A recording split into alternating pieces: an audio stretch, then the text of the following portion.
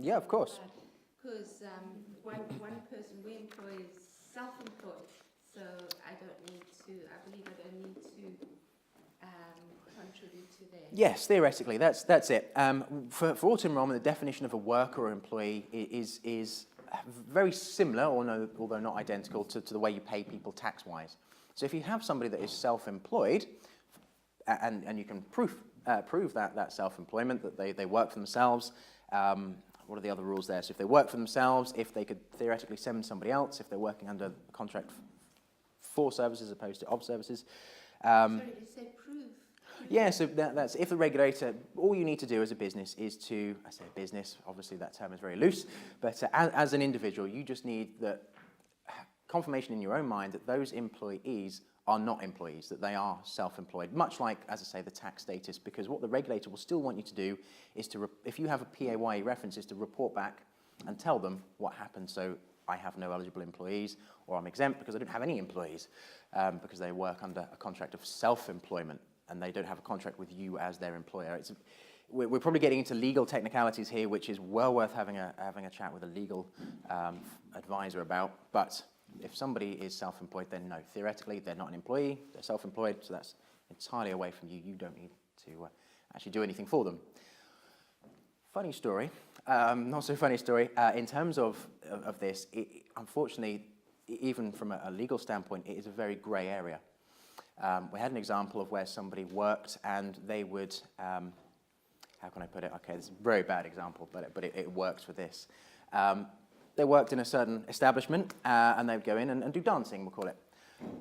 So they got paid and they paid the venue to be there and have, and they were self-employed. However, the employer required them to be there at certain times and to wear certain things. Because of that, when this individual then decided that they wanted to leave, it was to do with holiday pay, so we're not pensions here, but it was holiday pay. The individual wanted to go away and do whatever, and they were trying to say that you can't because you're supposed to be here at this time, and etc. But I'm self-employed. Actually, your employee. It went to court, and it turns out, although they were self-employed from a tax point of view, because the employer had control over the hours that they worked and provided them with a uniform, if we can call it that, they were an employer. So they had the holiday pay and all the rest of it. So it's a very grey area. So be careful about how you pay people.